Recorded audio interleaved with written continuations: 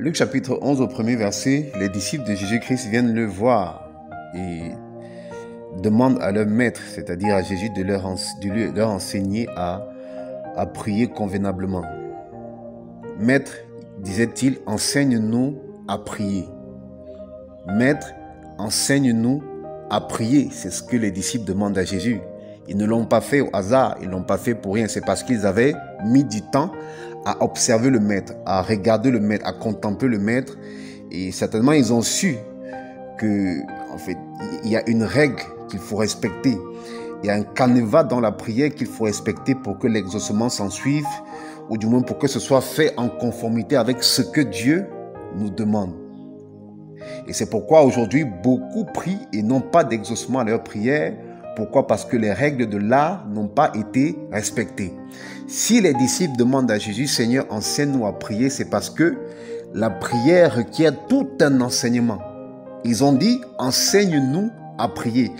C'était des gars qui priaient, c'était des gars qui connaissaient la Torah, mais ils viennent demander au maître, enseigne-nous à prier. Ça dit qu'ils avaient eu à prier auparavant, mais ils se sont rendus compte qu'il y avait une différence dans leur manière de prier avec celle du maître, avec celle de Jésus-Christ. Vous comprenez? Donc, il y a beaucoup qui prient et qui pensent que Dieu n'agit pas. J'en ai même connu beaucoup qui ont prié et n'ont peut-être pas vu l'action de Dieu. Ils se sont dit que Dieu n'existe pas. Or, c'est simplement parce que ils ont prié avec beaucoup d'ignorance. La Bible nous dit, Osée 4:6, que mon peuple est détruit parce qu'il lui manque la connaissance. Donc, nous avons besoin même de connaissance pour prier. Vous voyez, imaginez-vous un homme qui contacte son correspondant en Chine en vue d'obtenir, ou du moins d'avoir une demande de livraison de marchandises depuis son pays d'origine. Et au bout du fil, à son correspondant, il parle en français et cependant le chinois répond en chinois. Lui, il parle en français, le chinois lui répond en chinois. Mais à ce niveau, il y a des défauts de communication dont les deux ne peuvent pas s'entendre et la marchandise ne peut pas être transférée dans le pays d'origine de ce monsieur. Pourquoi? Parce qu'il y a défaut de communication, il n'y a pas entente. Et c'est de la même manière que dans le royaume des cieux, Dieu fonctionne. Dieu écoute un seul langage, le langage de la foi. Le langage de la foi qui est associé à la parole de Dieu. Donc ce que nous demandons en Dieu doit être en conformité avec tout ce qui a été inscrit dans la parole de Dieu. Et c'est ainsi que beaucoup d'hommes vont blasphémer, vont dire que Dieu n'existe pas. Voici, j'ai prié, Dieu n'a pas répondu, Dieu m'a oublié. Et encore même pour beaucoup, par la grâce de Dieu, c'est-à-dire même lorsqu'il y a manque de foi, Dieu vient, il répond à la prière. Mais à cause de la distraction, à cause du fait que l'homme est tellement perdu, il est tellement distrait, il est tellement évasé que, en fait, il n'a pas pu saisir le langage de Dieu, il n'a pas pu saisir l'exaucement de Dieu. Amen. Et donc, le gros problème se situe à ce niveau, au niveau de la compréhension de l'enseignement que Jésus-Christ a donné sur la prière. Voici la première des choses. L'enseignement que Jésus-Christ donne sur la prière a été très mal compris par un bon nombre de personnes, que ce soit dans l'église ou hors de l'église. C'est pourquoi vous allez vous rendre compte que beaucoup récitent l'oraison dominicale, c'est-à-dire la prière que Jésus-Christ a enseignée à ses disciples. Beaucoup passent le temps à leur réciter cette prière, c'est-à-dire notre Père qui es aux cieux, que ton nom soit sanctifié, que ton règne vienne. Ils le récitent tous les jours, matin, soir, matin, soir. Ils récitent la même prière tous les jours, matin, soir. Mes frères, je vous pose une question. Vous avez un enfant, votre petit garçon à la maison, et tous les jours, votre petit garçon vient vous dire que papa, je te salue. Papa, tu es beau. Papa, je te veux. Et vous voyez, c'est la même chose tous les jours. Le gars vient tous les jours, il vous dit la même chose. Lundi, c'est la même chose. Mardi, c'est la même chose. Frère, vous allez l'amener, c'est un psychiatre parce que vous allez croire qu'il est fou. Tous les jours, il vient vous dire la même chose. Non, non. C'est pourquoi, en fait, l'enseignement que Jésus-Christ donne concernant la prière, c'est un canevas. C'est pas une récitation, c'est un canevas. Ça veut dire que dans cet enseignement, il y a des points clés que l'homme devrait tirer. L'homme devrait tirer l'enseignement des points clés de la prière. En fait, pour parler de ce que lui, il ressent dans le cœur à Dieu. Amen. Donc vous comprenez, la récitation vient de la mémoire. La récitation vient de la mémoire. Pourtant, la véritable prière provient du cœur. Il y a même beaucoup qui récitent le chapelet. Ils prient la mère de Jésus. Quelle aberration. Non. C'est pas de cette manière que ça fonctionne. Dieu n'exauce pas ce type de prière. Et vous voyez, par la suite, il peut avoir exaucement, mais sans toutefois que cet exaucement vienne de la main de Dieu. Amen. Donc vous comprenez, la prière requiert tout un enseignement. La prière requiert tout un enseignement. Je vais vous dire quelque chose.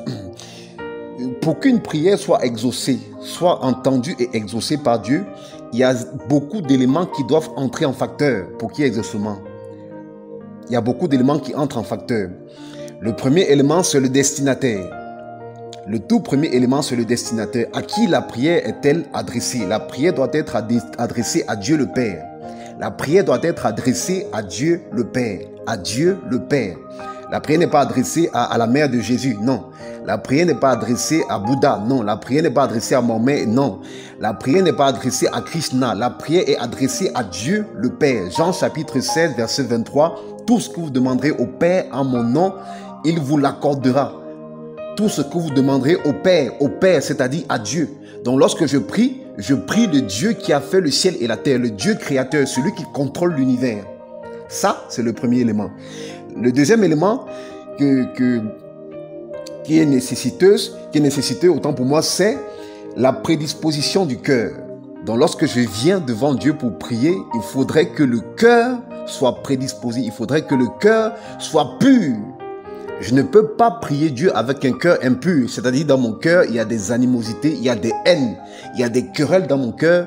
Je ne dois pas oser venir me présenter devant Dieu pour lui adresser ma prière. Non, c'est pourquoi il est décrit dans Matthieu chapitre 5, à partir du verset 23. Lorsque tu te présentes devant l'autel avec ton offrande et que tu te souviennes que tu es en palabre avec ton frère, avec ta mère, peut-être que hier tu as insulté ta petite sœur, peut-être que tu as fait des palabres avec ton boss au lieu de service, peut-être que tu as porté en haine ton ami ou bien ton copain ou bien, je sais pas, ton frère. Frère, la Bible dit que dépose d'abord ton offrande et va te réconcilier avec ton vis-à-vis, avec ton semblable. Va d'abord te réconcilier avec ton semblable. Écoutez, je vais vous dire quelque chose. Celui qui n'aime pas son prochain n'aime pas Dieu. Celui qui n'aime pas son prochain n'aime pas Dieu. Et de ce fait, la prière ne peut pas être exaucée. Pourquoi? Parce que, en fait, nous sommes, celui qui adresse la prière, justement, est en train de déshonorer le Créateur. Un monsieur s'est approché du maître de Jésus. Une fois, lui a posé la question, quel est le plus grand commandement? Jésus lui a dit, tu aimeras Dieu de tout ton cœur, de toute ta force, de toute ta pensée. Tu aimeras ton prochain comme toi-même. Tu aimeras Dieu et tu aimeras ton prochain. Tu aimeras Dieu et tu aimeras ton prochain. Pourquoi est inclus dans cette portion d'écriture Dieu et le prochain? Parce que Dieu a fait ton prochain à son image. Donc, si tu vois ton prochain, tu es en train de voir Dieu. Donc, en d'autres termes, si tu n'aimes pas ton prochain, par ricochet, tu n'aimes pas Dieu. Donc, la prédisposition du cœur est importante lorsqu'on se tient devant Dieu pour lui adresser nos prières. La prédisposition du cœur est importante. Il est important de se purifier le cœur, d'avoir un cœur pur au-devant de Dieu avant de lui adresser ses prières. Le troisième élément, c'est la connaissance de la parole de Dieu. La connaissance de la parole de Dieu. Tu ne dois pas prier sans avoir la connaissance de la parole de Dieu. Elle est importante. C'est justement sur cette base, sur la base de la parole de Dieu que j'adresse mes prières à Dieu. C'est sur la base de la parole de Dieu. Vous voyez, il est écrit par exemple dans Marc chapitre 11, 24, tout ce que vous demanderez en prière, croyez que vous l'avez reçu et vous le verrez s'accomplir. Donc je peux me tenir sur cette portion d'écriture et faire une demande à Dieu. Mais si je n'avais pas la connaissance de cette portion d'écriture, vous voyez, sur quelle base je prie? Il faudrait que je prie sous la base de la parole de Dieu. Et encore le quatrième élément qui est la foi est associé à la connaissance. La foi. Donc je dois prier avec foi. Je dois prier avec foi. Je dois prier avec foi. S'il n'y a pas la foi, il n'y a pas exaucement. S'il n'y a pas la foi, il n'y a pas action de Dieu. S'il n'y a pas la foi, il n'y a pas le mouvement du ciel à mon endroit. Il est écrit dans Matthieu chapitre 21, verset 22. Tout ce que vous demanderez avec foi au Père, il vous l'accordera. Tout ce que vous demanderez avec foi. Tout ce que vous demanderez avec foi. Frère, s'il n'y a pas la foi, l'action de Dieu ne sera pas manifestée. Amen. Donc le quatrième élément, c'est la foi. Et d'où vient la foi? La foi vient de la connaissance de la parole de Dieu. La foi ne provient de nulle part ailleurs que de la connaissance de la parole de Dieu, que de la parole de Dieu. Le cinquième élément, c'est le contenu de la prière. Donc quand je vais vers Dieu pour prier, il faut que j'ai le contenu de la prière. Il faut que j'ai justement le sujet de la prière. Et le sujet de la prière, ce n'est pas l'horizon dominical, ce n'est pas le jour où salue Marie, ce n'est pas la prière de Bouddha. Non, le sujet de la prière, c'est ce qui me tient à cœur, c'est ce que j'ai dans le cœur que je veux exprimer à mon maître, à mon créateur. C'est ça le contenu de la prière. Et le sixième élément qui est le dernier, c'est la signature par le nom de Jésus. Nous prions tous le Père par le nom de Jésus-Christ. Nous prions tous le Père par le nom de Jésus-Christ. Jésus lui-même a dit, tout ce que vous demanderez au Père en mon nom, il vous l'accordera. Tout ce que vous demanderez au Père en mon nom, il vous l'accordera. Donc c'est pourquoi Jésus-Christ est le pont entre l'homme et Dieu. Personne n'arrive au Père sans passer par Jésus. Personne n'arrive devant Dieu sans passer par Jésus. C'est pourquoi celui qui n'a pas Jésus et qui est en train de prier, écoutez, la prière a déjà, la fréquence de la prière est déjà brouillée parce que le nom du Maître n'intervient pas, le nom de Jésus n'intervient pas. Amen. Donc ce sont des choses que tu dois avoir connaissance. Écoute, lis la parole de Dieu, étudie la parole de Dieu, médite la parole de Dieu, prie en fonction de la parole de Dieu et tu ne tarderas pas à voir la main de Dieu agir dans ta vie. Que cette grâce soit ta portion. Je déclare, je prophétise sur ta vie que la vie de la parole de Dieu, c'est-à-dire celle de la prière, t'est accordée dans le nom de Jésus. Pendant que tu m'écoutes, que cette onction soit manifestée, descende sur ta vie dans le nom puissant de Jésus-Christ.